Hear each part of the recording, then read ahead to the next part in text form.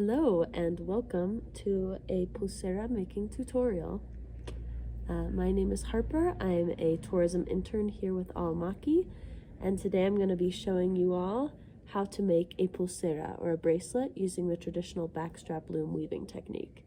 And this is something that I've learned over time leading our tours up with our artisan partners in their communities, because the pulsera is the bracelet that we make alongside with the help of our partners during the tour. And that's because it's a very rudimentary form of the backstrap loom weaving technique, which is a technique that these women use to make all of their woven products. And so I first just want to credit them with all of this knowledge and for teaching me how to make these bracelets. They are the masters of doing it, and I have learned and I can do it semi-well, not as well as them, because obviously they've been doing it since they were 6 or 7 years old. But I'm hoping today to show you what I know through some slow and easy steps, so that if you're interested in following along, just as a viewer, if you ever want to try to make these bracelets from home after doing a tour or something like that, you have this resource. And then also for my fellow tourism interns, knowing how to make these bracelets I think is really important for leading tours, because you can help explain the process to your passengers and also just understand more about the general technique of backstrap loom weaving in general. Okay, so let's get started. So at the beginning, you choose which pattern you're going to make. So the bracelets, you can make an assortment of patterns. Here are 3 examples that we let passengers choose from for the patterns.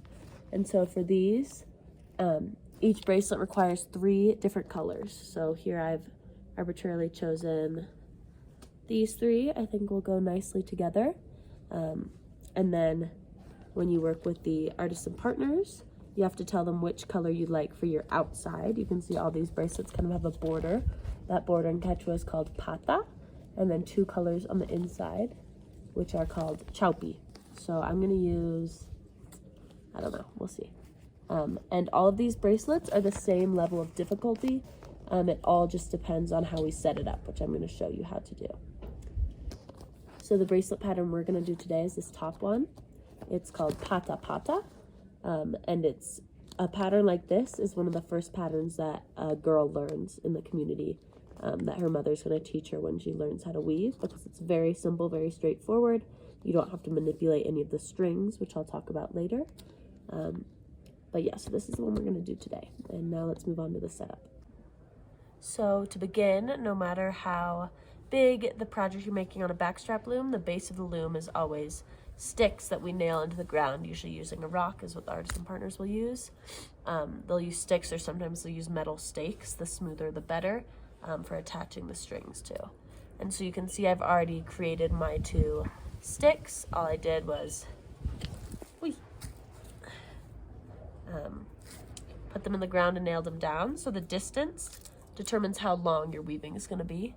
So in this case, we're making a bracelet, so it only basically needs to be the length of our wrist. So I usually just go like this, and then a little bit more to give a little bit of extra room. So I'm just gonna nail this down.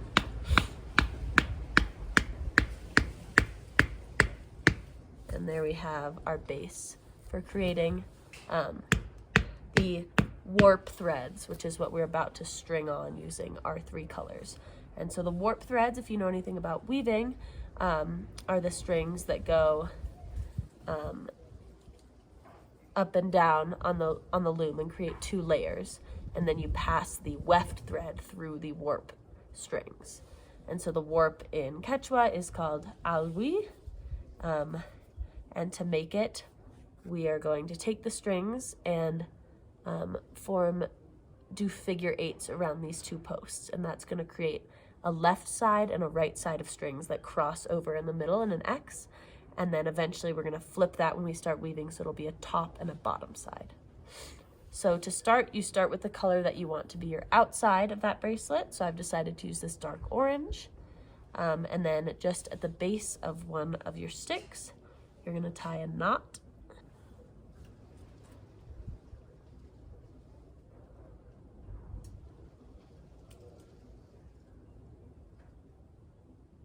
Just 2 knots usually is enough. So here we go. So now I have my string here, and I'm gonna start making those figure 8s like I talked about. So I'm gonna go around the left side of this pole, and then back around the right side of this pole. And you can see they cross here. And then the number of times I do this, so I consider that one complete loop. The number of times depends on how thick you want your bracelet to be. I usually like to do 3. The artisan partners will do usually anywhere between 3 and 5 for bracelets. So get your string, here's 2, and then 3. And as you're going, you just sort of push down the strings to be close to each other. And then once I have 3, I'm going to connect my other 2 colors, which are the inside colors, the chaupi.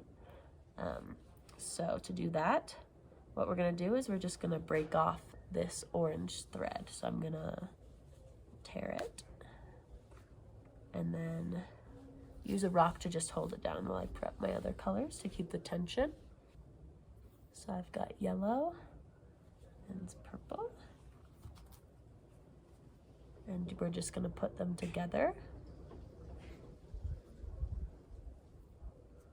And then I'm going to tie it to this orange string that I broke close to where the stick is. The closer the better. Just 2 figure 4 knots, whatever works to keep them tied together. So there I have it. You can see now these strings are kind of a continuation of each other. So I'm going to continue on with that figure 4 pattern. And we put these 2 strings together, both of the inside colors, because there's going to be an even number of both of those in our warp. So for the inside also depends on your liking, but I'm going to go around at least 6 times, we'll see. So with both of those strings, continue that figure 8 pattern. So 1.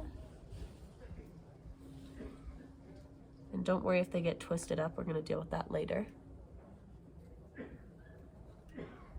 2. And try to keep the tautness throughout as you go. 3.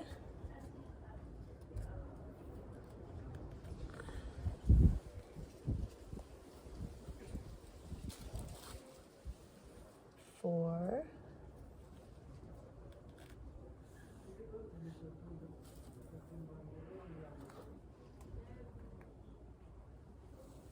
5.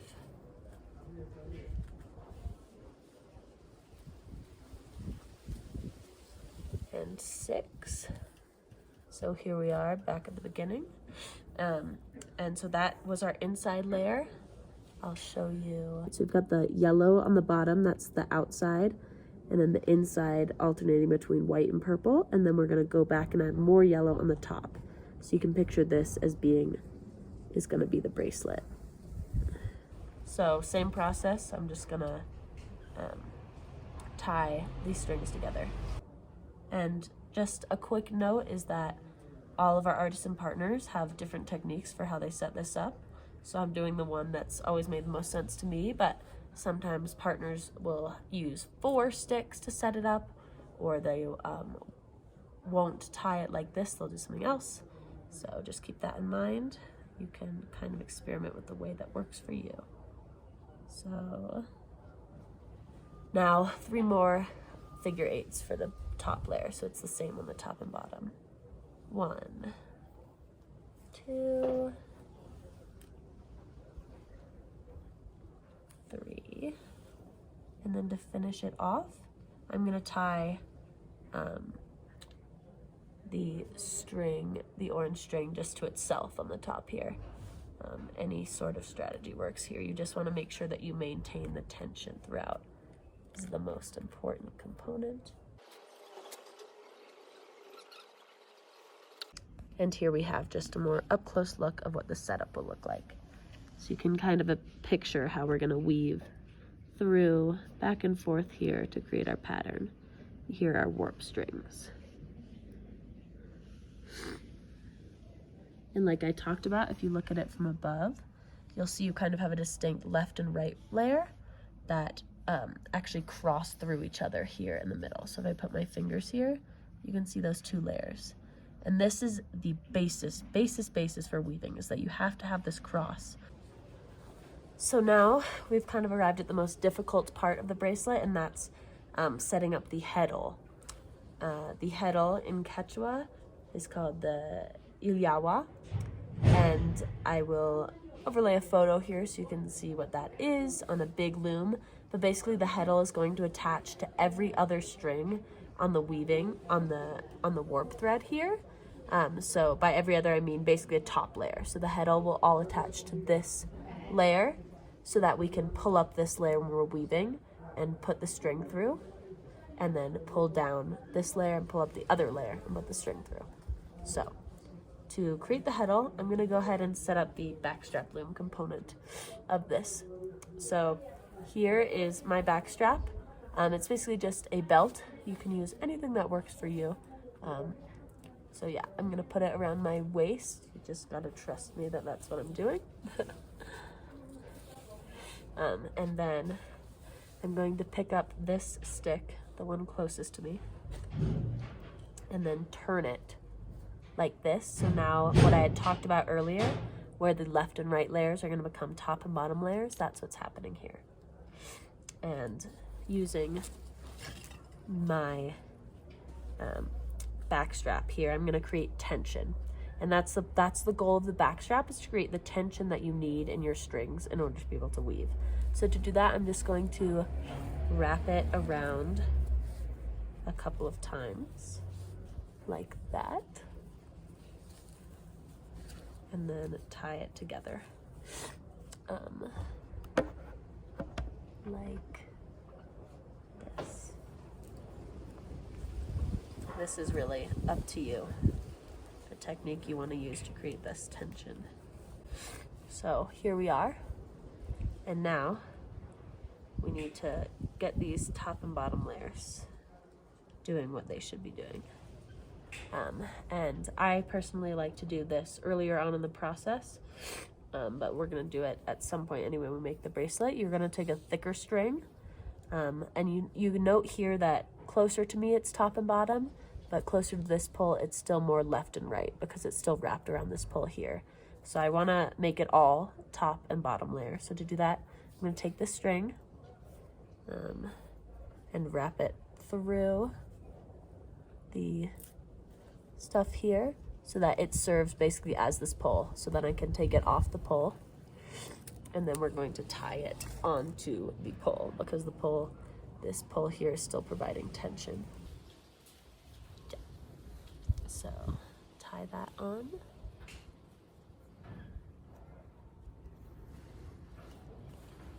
Now if we look, here's our setup, my backstrap connected to this string, connected to the pole. And from this side you can see that top and bottom layer that I was talking about that comes and then intersects into another top and bottom layer here, like so. So now we're going to create the heddle that I talked about, which is all going to attach to this top layer right here. But the most important part is the way that we set up the top and bottom layer, which right now we can still manipulate. If I wanted to, I could drop this string down and pick up a string from the bottom layer, and that's going to create a different pattern. So the way that we set up the top and bottom layers that we're actually going to have when we weave is what's going to determine the pattern that we're making. So since we're making the pata pata pattern, which is just stripes, I want the top layer to be basically border and then all one color. So all purple and then border. So I'm going to show you how to do that.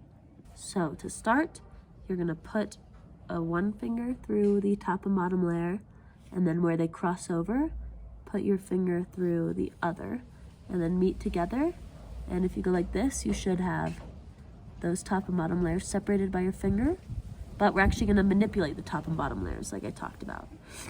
So what I mean by that is that now with the other hand, you're going to basically wind them onto your fingers, alternating to like so. So this first border string is going to go over my first finger under the second, like this.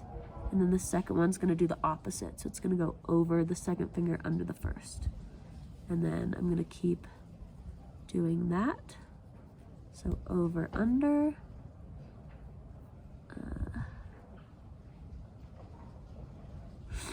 Under, over. And you can see I'm creating a new X, a new top and bottom layer.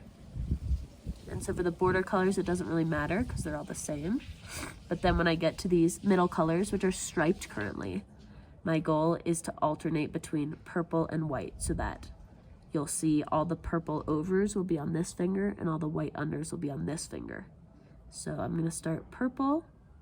It's going to go over this finger and under this one, and then white under and over, and then purple. And you want to choose the purple closest to your fingers so that it's it's easiest, and then white, and then purple, and then white. And you can see what's happening is that now this layer is all purple and this one's all white. And that's what we want to do, because when we're weaving, we're either going to be seeing this layer on the top or this layer on the top. And that's why we're going to get the stripes, because it'll be purple, then white, then purple, then white. So I'm going to continue onward, maybe fast forward through this. And sometimes you'll have to, there'll be strings on these fingers that want to be over the first finger, under the second, and you're going to have to switch it so that it's under the second, over the first.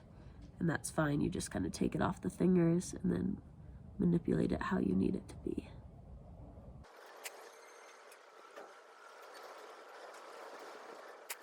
Okay, so I've gotten through all the inside colors. You can see now we've got a purple layer and a white layer, just how we want. And then we're just going to finish it off with the outside borders, alternating over, under, over. And like I said, these ones don't matter because they're all the same color. So there you have it. So we've got 2 layers that cross over, a white layer and a purple layer. And now what we're gonna do is just take any sort of stick we can find here and just put the stick in place of our fingers, because we're going to need our fingers for something else.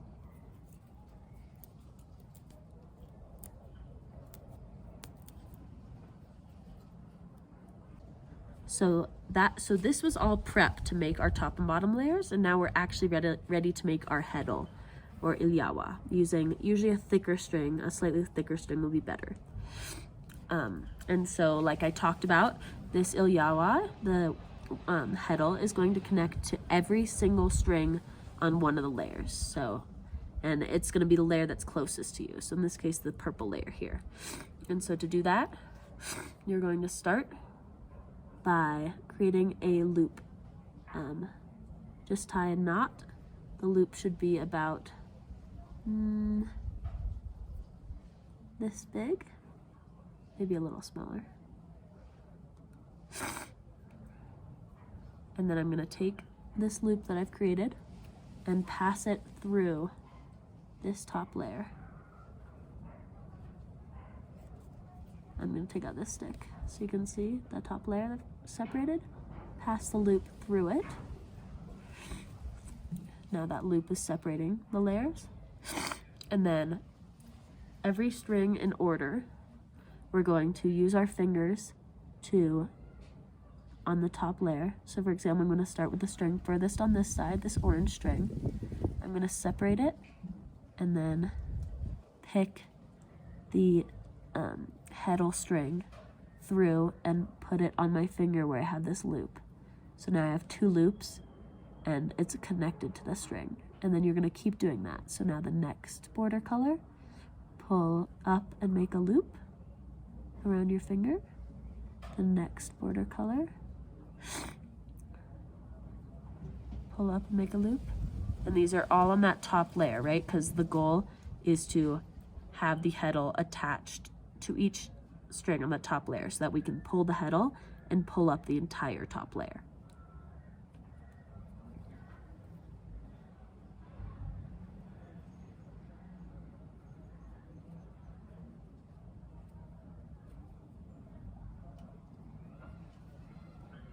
Go ahead and show you a bit of a different view.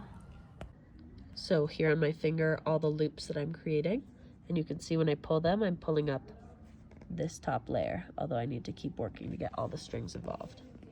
So next, what's gonna happen is you can see the next string is this purple one. So I'm just gonna reach in and pull up the heddle string here. And by pulling that up and wrapping it around my finger, it's now attached to that purple string. So when I pull, that purple string is now gonna come up as well. So just gonna finish pulling all these strings up, each and every one in the top layer. And the heddle is also important because not only does it separate the top layer from the bottom, it also creates some organization. What I mean by that is that it keeps the strings in their right order. So none of the strings are gonna move in their placement from left to right because of this heddle.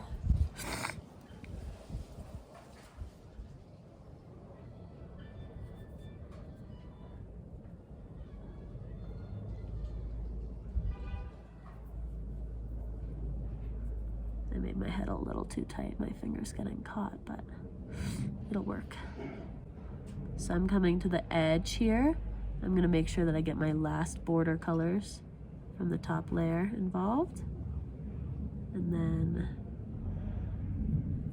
so here they are. We're now all attached to my heddle. So when I pull up on these strings, the entire top and bottom layer gets separated. Look at that, yeah. And to finish it off, you just take the end of your heddle and pass it through all the loops you've made, like so.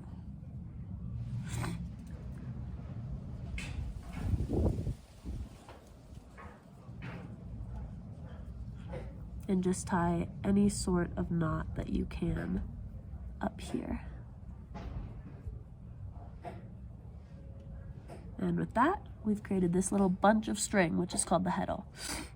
And look, when I pull on it, I get that entire top layer. Great. And now to finish it off, we're gonna add one more loop of string. And this loop doesn't really have a name in general with the backstrap loom. On a bigger loom, it's a piece of wood instead of a loop of wool. And that piece of wood is called tokoro. But we're just gonna use this green string that I have. And you want it also to be thicker string just so that it's stronger and isn't gonna break. So I just kind of looped around one string a bunch instead of getting a really thick string. That works too. And you take this loop and we're gonna pass it through the bottom layer over here, which is the top layer above, because remember they cross through in this X. And I'm gonna pass it through this white layer and tie a loop.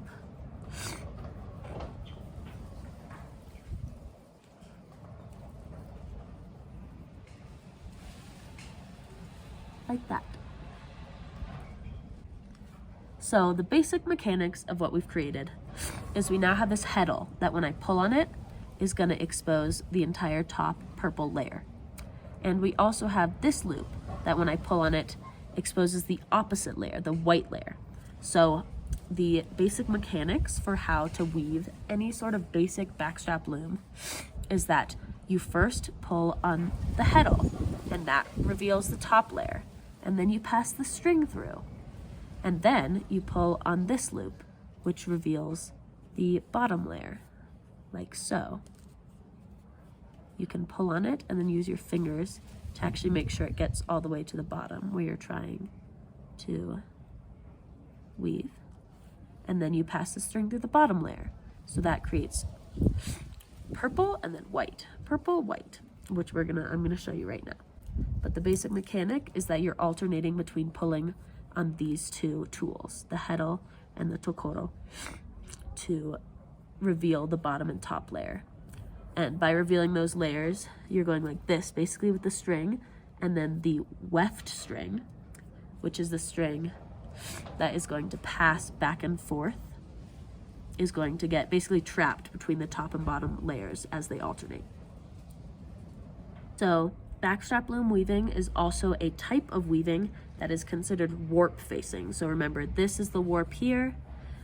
This is the name of the string that we're going to pass back and forth, and it's called weft in English, or in Quechua it's called mini. And the reason that backstrap loom weaving is considered warp facing is because you only ever see the warp. So the weft only serves to create the body of the weaving, but we're not actually going to see it. And you'll see why eventually. So it doesn't really matter what color you use. I'm going to use purple to show you that it's not going to show up. So I'm just taking this purple that I have here. I'm going to take off a bunch of it so that I don't have to pass this big ball back and forth through, just so you know. All right, let's get started with the actual weaving. So like I said, here is the purple mini string that I'm going to use to pass back and forth. I just pulled off a little bit of it. To start, we want to reveal one of the layers, top or bottom, or purple, we'll call them purple or white, it doesn't matter. So we're going to start with purple layer, which is the one that I can pull using my heddle. So I'm going to pull on that purple layer by pulling on this and then just separating them with my fingers. And to start, it would make sense to just push this down as much as you can, but we actually want to leave a little bit of room at the bottom here because we're going to, in order to finish the bracelet, we're going to braid this end part. So I'm going to start here-ish, and then just take my string to start and put it right here. So now that string is in between the top and bottom layers. And like I said, we're now going to alternate between them, right? So this string is right now with purple on top. And then I'm going to pull up the white layer using this loop. Mechanic wise, it's easiest to pull on the white, the layer connected to this loop if you lean back and create a lot of tension, because oftentimes it doesn't want to pull up to go through this heddle. So pull on it until you'll see that moment that it passed through the heddle. Then you can kind of put your fingers closer to you and push down to separate those layers. And then get your string. It's obviously gonna be a little hard at the beginning. And then take your string, your weft string, and pass it through now with the white layer on top. And by doing this, we have begun to weave. And what comes next, obviously, we alternate, right? So we just pulled up the green loop. Now we're gonna pull up the heddle, AKA the purple layer.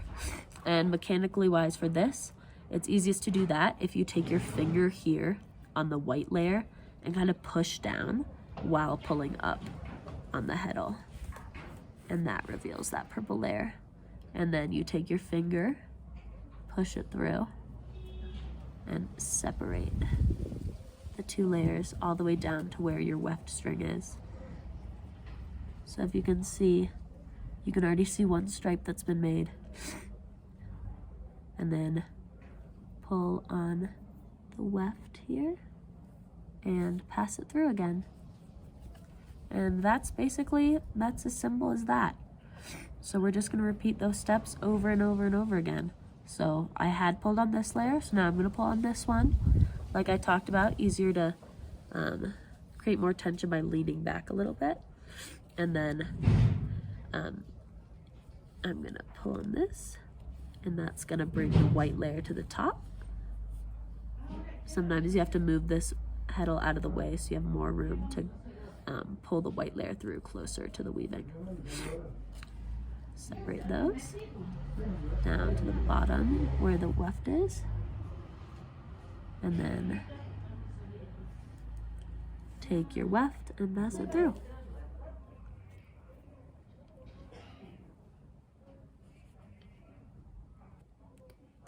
So a couple of pointers now that we've done learned the basics of the weaving. I'm going to pull up the purple layer.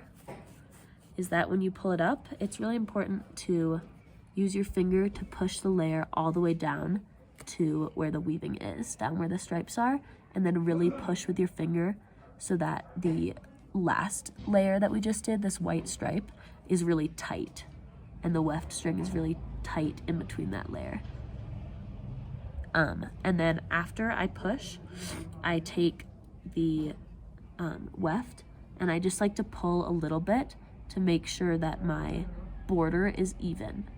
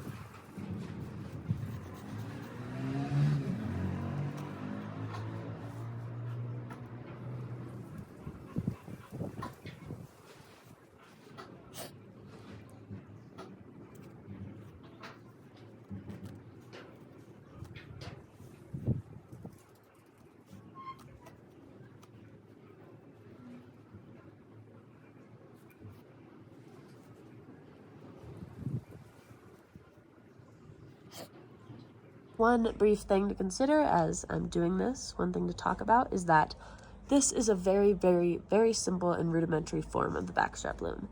And why is that? Well, for one, the width of our loom is very, very small because we're making a bracelet and it's much easier to work with a smaller width. But the women obviously are much more capable than us.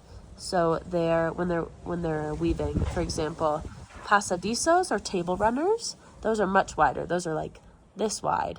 And so you have more warp strings throughout. And instead of just being attached to one pole, it's going to be attached to two poles and a pole that goes across. So it's like properly looped across top and bottom. Another reason why this is simpler is because probably the most difficult part of backstrap loom weaving is that to create the patterns that they create, like the animals and the flowers and the lakes, they are going to manipulate the layers. So here we have our top and bottom layer, right?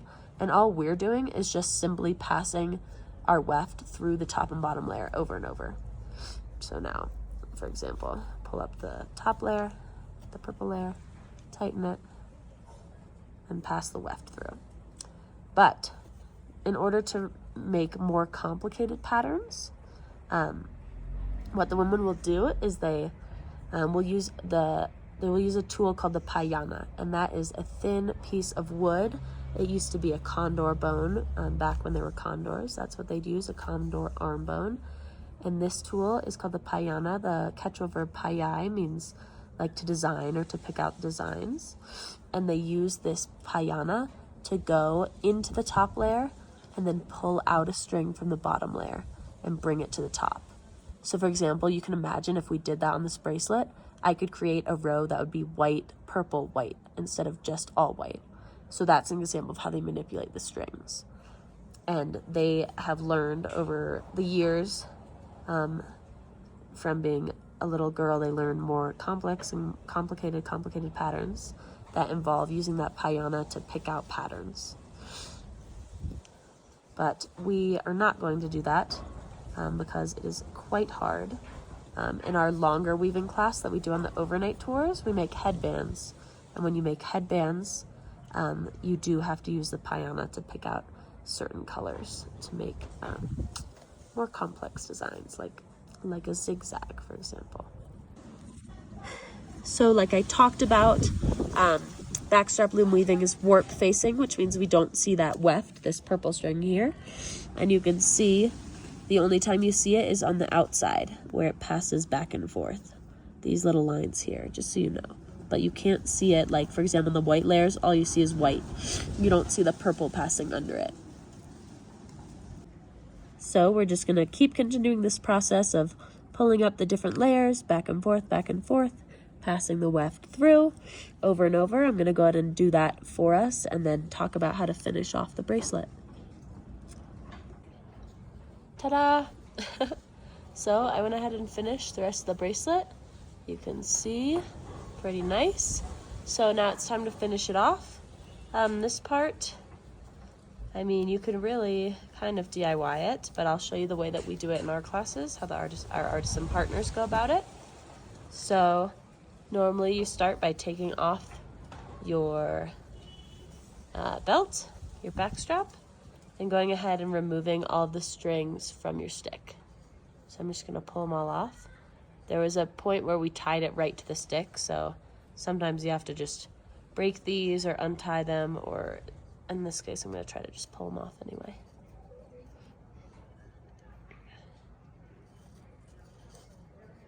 And you can see here, I messed up early on in the process and left one string completely out of both the top and bottom layers.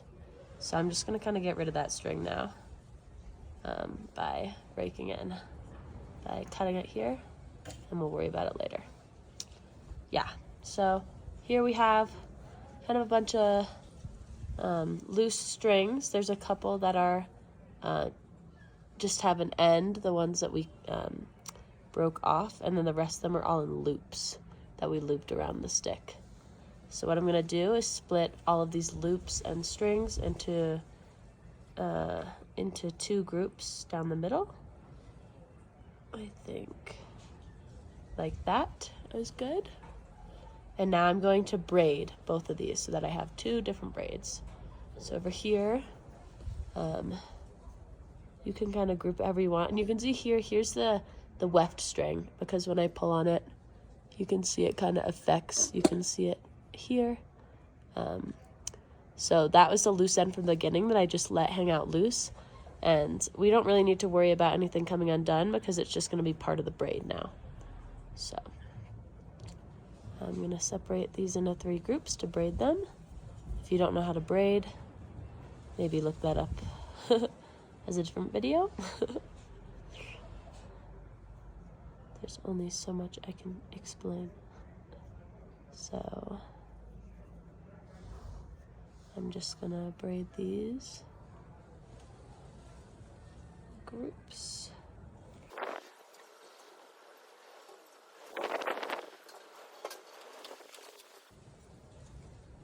There's that braid, and then once I get down to about the end, this part is really just however you can finish this braid. But normally what we do is take one of the strings or loops. One of the loose ends is usually better, so I'm going to take this purple and white string and just wrap it around the braid once or twice, like so.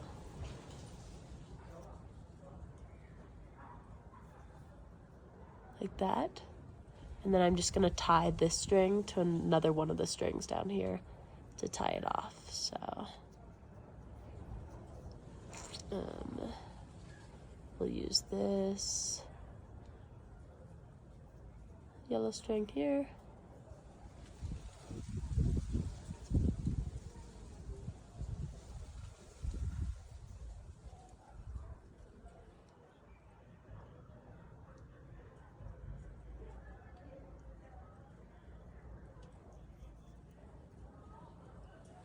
And then I'll probably tie another knot just to secure it, but then our braid is secured. Yeah, and so then I've got that. I'm basically just gonna do that on the other side as well. And we'll go from there.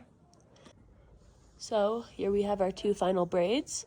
They're a bit messy here on the ends, but once you're done, you can just kind of cut all these strings off close to where you tied them.